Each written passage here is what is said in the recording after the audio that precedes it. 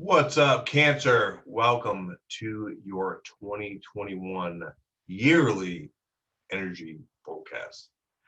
It's going to be an exciting year for you, let me tell you. Big things happening in 2021. It's going to be a big shift in the energy, okay? Now, I am a Capricorn. You are my polarity. I honor you and I appreciate you very, very much. So for you guys, for Cancer Sun and Rising,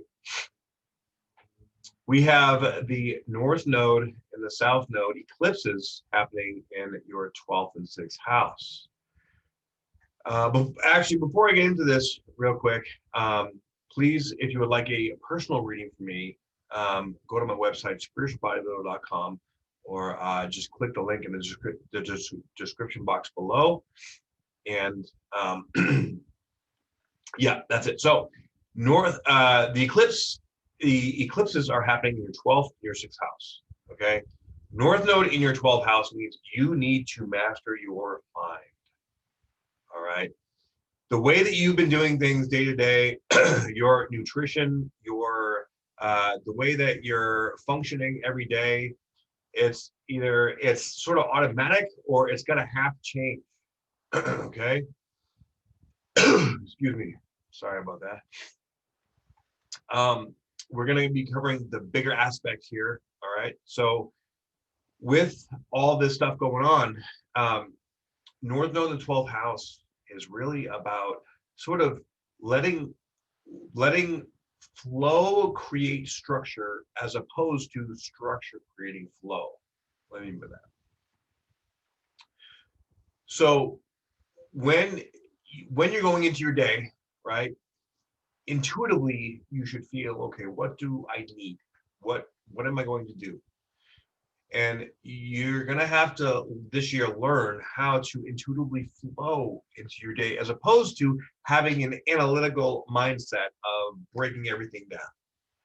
Okay, this is really about getting more in touch with your feelings and less with your analytical mind. You Cancers, you can have your crabbies, you can have that hard shell on the outside that is like, nope, got to do it this way, and boom. So be careful of that stubbornness. Okay, you guys can be stubborn. All right, but we have we're going to be having Pluto, of course, transiting in your sign, in your opposing sign of Capricorn. Now it's been transiting here for the last 12 years. So there's been massive transformations in regards to friends, relationships, partnerships, people poking up their head, showing who they really are. But after 2020 was really like this huge purge, right? The squeegeeing of all this density. So clearing out all the stuff that we don't want, helping us understand what it is that we really do want. Okay, but you're going to be having your Saturn and Jupiter in your 8th house, Aquarius. So the Saturn and Jupiter being in 8th house is going to be very powerful. Okay, so this is sort of like, it could be really, really great, or it could be really, really bad, depending on whatever karma you have coming back. Now, if you're watching this, you got some good karma coming back to you. So bring it on, baby, right? So we are going to be looking at Jupiter in the 8th house is going to bring in money, loans, things about taxes, things about, collaborations, things like that, right? Like if you want to start a business, you're going to be finding the right people to work with, to bring it together, to collaborate with, and build that dream that you see in your future. So we are going to be having also this aspect of Saturn square to Uranus all year, right? So your Saturn and Uranus square is between your 8th and 11th house. So the 8th house, of course, represents other people's money. It represents intuition. It's also the house of sex and sexuality. So between this and your house of your vision of like getting out there into the world of other people, this is going to be like a dance, right? Between, okay, how did I do it before? And how am I going to go forward and create this new platform that I want? You're going to be getting a lot of intuitive hits. You're going to be feeling a lot of like ideas, new ways of like doing things and feeling your way through things. This is an important time to really get in touch with your intuition at a whole new level and really listen to your feelings. Cancers tend to be, because you run on your emotions, you tend to be, a lot of the cancers I know, they tend to be very controlling of their emotions, which can be a good thing or it can be a bad thing, right? So make sure that you're being very open and pure and honest with yourself and really taking this vision of what you want to see in the world and putting it into practical applications, but listening to what feels right. You have to listen to what feels right. And it's interesting that you have Chiron here in your 10th house in Aries, okay? So with Chiron being here, now Saturn and Chiron are going to be sextiling throughout this year as well. Now, this sextile between the 8th and the 10th house is going to bring up any unresolved like daddy issues or mommy issues, okay?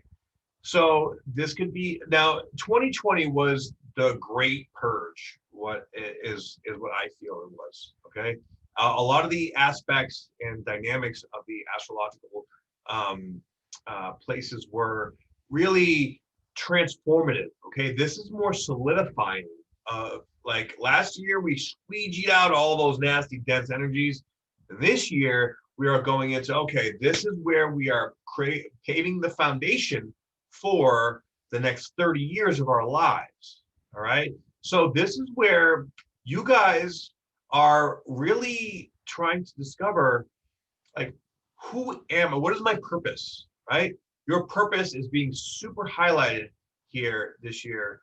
And that purpose has a vulnerability. It's almost like, everybody that I know that has power in the 10th house is like, I have all this power, but I don't want it. Or like, I don't really feel like I deserve it, okay? So you have to believe in yourself that you do deserve it and that you are going to accept this responsibility of this vision that you have in your mind to go forward. And with Neptune being in your 9th house, well, that's just, everything here is intuitive, right? Your psychic capacity is just blinging, like bling blow all over the place. So believe in yourself. Allow these situations to grow, to teach you, to heal you, to expand your consciousness.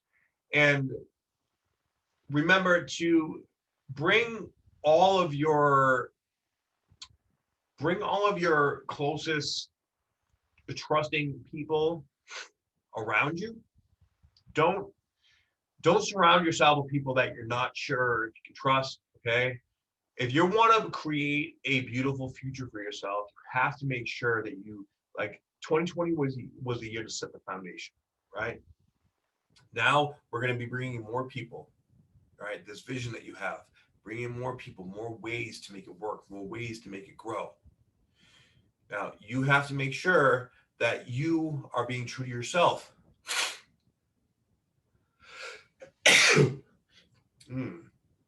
Yummy. Sorry about that. Okay. Anyway, you have to make sure that you're being true to yourself. Don't let, like, say somebody else, like with all this energy in the 8th house, if somebody else has an idea and you think their idea is better than yours, you need to take a step back and simmer that for a little bit, because you are the one with all the answers, not them. You are meant to bring people together, okay? But don't get caught in the trap of allowing other people to guide you. You are the guide.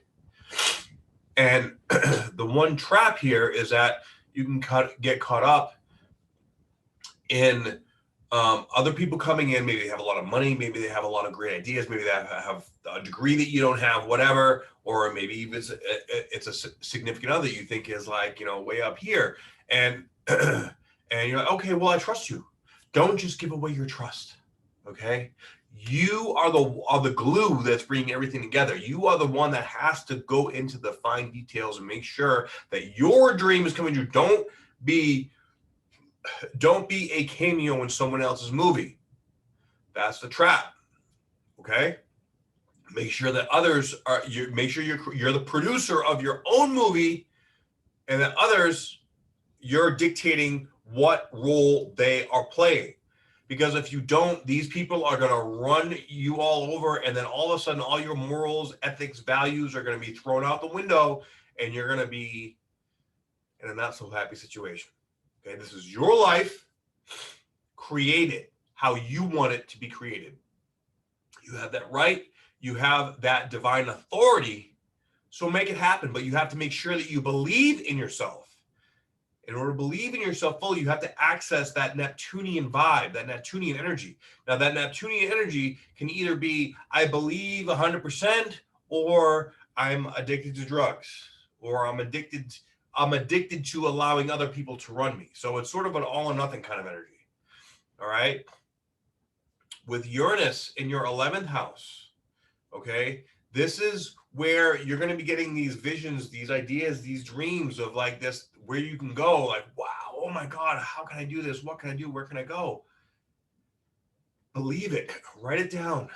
Make sure that you are following what you believe. Run things by other people, but don't let other people's ideas corrupt your own vision. Okay. This is where the vulnerability comes in, because where we step into our vulnerability, we step into our true power. Okay. So make sure you are stepping into your natural, authentic, innate power and not allowing other people to take over your life, because then you will ultimately build a prison from which it's going to be very difficult to escape from. Okay.